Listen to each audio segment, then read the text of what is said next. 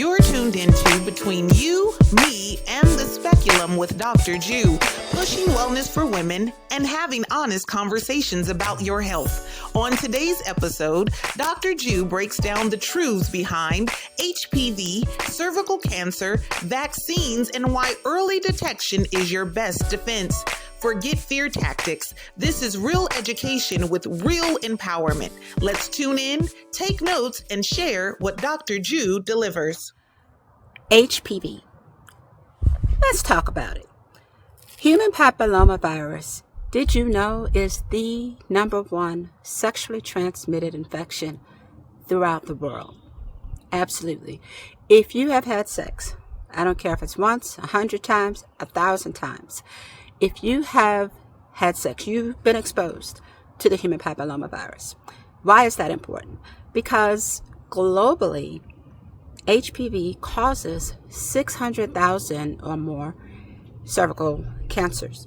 And still, over half of those people who have been diagnosed with cervical cancer will die. The numbers are a little bit better in the United States. There are annually about 11,500 new cases per year, but still close to 4,000 people with cervical cancer die from it. There are over 42 million Americans with HPV. So why am I talking about both of those? HPV, again, is a sexually transmitted viral infection. That is mainly the reason why folks with a cervix can get cervical cancer. You hear what I said? If you have a cervix, you can get HPV. Again, first time, the 1,000th time, you are at risk for not only an infection, but for cancer, and not just cervical cancer. HPV can cause cancer in the anal region, in the oral region, in the throat, on the penis. You get my point. So anywhere there's exchange of bodily fluids, HPV can be transmitted. What are we going to do about it? Well, since 2006, there has been a vaccine,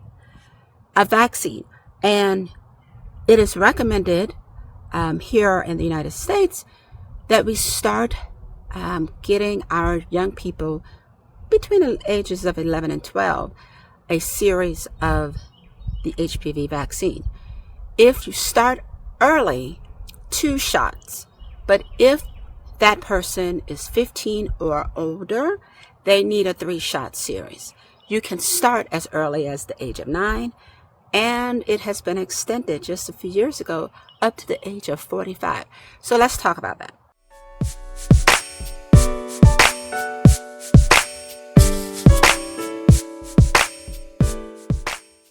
I had been going to the doctor for years with heavy bleeding. I kept being told there's nothing wrong with me. A woman can tell her body when something's going on, and I just couldn't accept the fact that they were telling me it's the change of life. Dr. Burt did a pathology report and found out I had cancer. Just her compassion, her bedside manner, her care for me as a patient was just amazing. She saved my life. Visit Radiant Women's Health in Conyers, helping you shine from the inside out.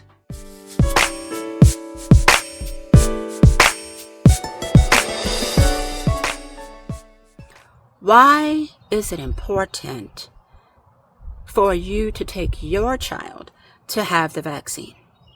Because it works better before exposure. HPV prevents cervical cancers and other infections, even like it causes genital warts, but it works better before sexual activity. Why am I sharing that? Because I'm down here in the South, right? In the Bible Belt, at least where I practice, seems to be still within the Bible Belt of America. And I have had so many patients when they ask me about their children, because this is for boys and girls, they ask me, well, why should I get it so early? My child is not sexually active at the age of 11 or 12. Well, let me just remind you that the average age that teenagers initiate sexual activity is 17. That's an average. That means there's some folks on this side and that side. Some are older, some are even younger. And how many of you absolutely know prior to when your child is going to be sexually active? How many of you know that date? You guessing at it?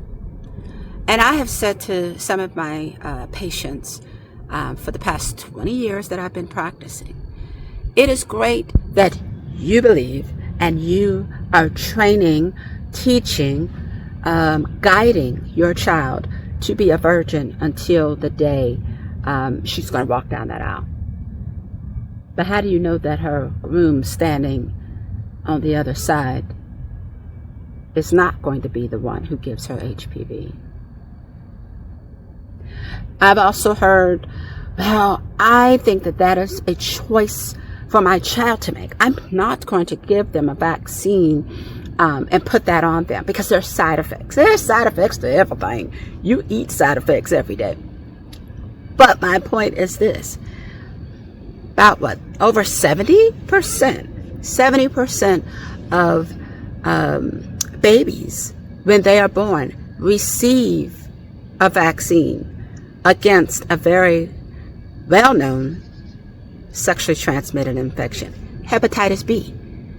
But yet, we have not even gotten to 70% of those who have adopted the vaccine against HPV.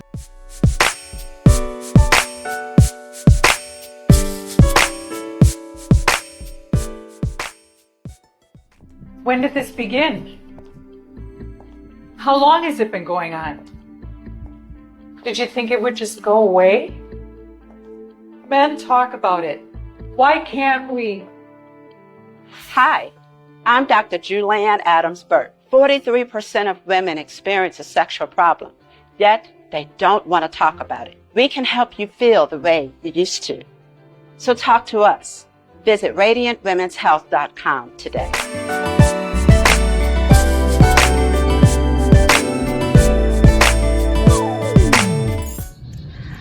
I'm just saying, in 2025, it should be common. Okay, let me give you this example. Australia has nearly eliminated. Why? Because they didn't leave it up to chance. They made it a mandate that all young people, I think they started at the age of 10, will get vaccinated. And of course, they offer screening, not only for HPV, but for to look for precancerous cells. And now they've changed because now they only, I believe, offer they call it a cervical cancer screening, which in that country is simply for HPV. Over 90% of folks will at some point in our lives be infected with the HPV virus. But here's the good news. If you have been infected, it doesn't mean you're going to be impacted. Why? If you're young, healthy, and have an active immune system, within 18 months up to 2 years, your immune system is going to eradicate that virus out of your system. Voila. Okay? So I didn't want to, bore you with all the details, but about pap smears and when you should get them, that's we've shared that a few weeks ago when we talked about healthcare disparities and what women should have for preventative care. But I just want to encourage you, either for yourselves, if you are under the age of 45. Someone said to me a few years ago, they said, well, should I get it? Because she had just left a long-term relationship.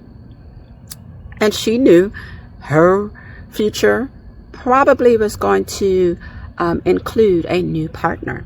So she wanted to protect. So let me make it clear. HPV vaccine, again, is better before someone engages in sexual activity, but it is still an option for those of you who have already partaken. Okay? Why is that? Because I don't know which HPV your partner is transmitting to you. You know, we know that there are specific subtypes of HPV. They're numbered. So HPV 16, HPV 18 can cause 70% of all the cervical cancers. And those are the worst kind. So the vaccines today include 16 and 18 and a few of the others. There's a total of 9 in one particular vaccine called Gardasil 9. And it also still does protect you against 6 and 11, HPV 6 and 11, which cause genital warts. These are preventative measures, but I do want to encourage still, you're going to always hear me talk about monogamy and protection using a latex condom. Protection using a latex condom if you do not have an allergy. This is important because there are just some who unfortunately are impacted with aggressive forms like 16 and 18, and their bodies may not be able to challenge that virus when it enters their system. And perhaps in 2 years, there may be a pre-cancer. So I just want to, again, encourage prevention through vaccination, regular visits, to the women's health specialist, gynecologist, family physician, whomever gives you your pap smears, okay? No, you do not need a pap smear every year, but discuss it with your doctor. Don't just get it off the internet.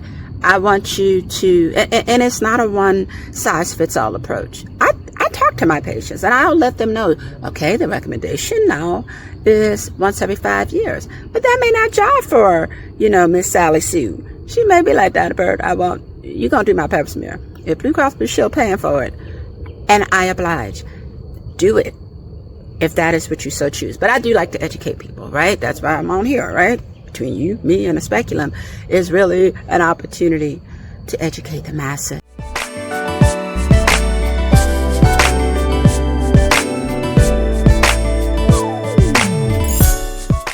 We are here at Cervical Jewelry, the showroom, the fabulous showroom.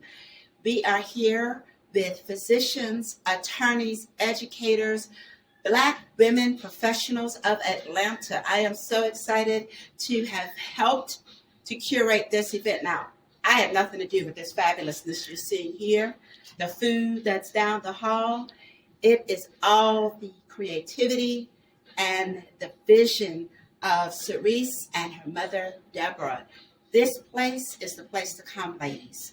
If you have an event coming up and you want to set your outfit off, you need to call here, schedule an appointment, because this place ain't open just every day. You have to make an appointment. Did you see this fabulousness here? You see the design I'm wearing as well. So thank you for stopping by our page, and consider coming out on your own time. Jewelry, so one of a kind, it's on time. Cervical Jewelry, so one of a kind, it's on time. Cervical Jewelry, so one of a kind, it's on time. Mirror, mirror on the wall, fashionistas having balls, stretch your stuff every day. Missions fashion, by the way, the secret's out, designers fly, pose for the camera, now shine. All right, I see you. Cervical Jewelry, so one of a kind, it's on time. Cervical Jewelry.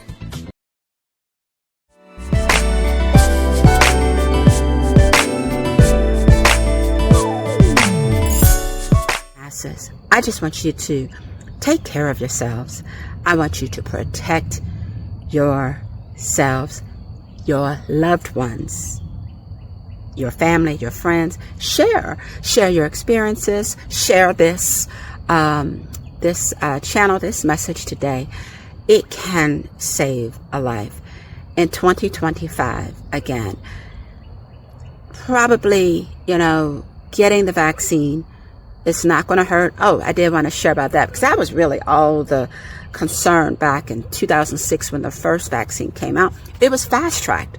It was fast-tracked because it did show early on that it decreased HPV transmission. But what we didn't know, and we're just now gleaning, is that it prevents cervical cancer. Why am I saying that? Because once someone gets HPV, it can take years, decades before someone is going to get cervical cancer, if they will. The age is usually older.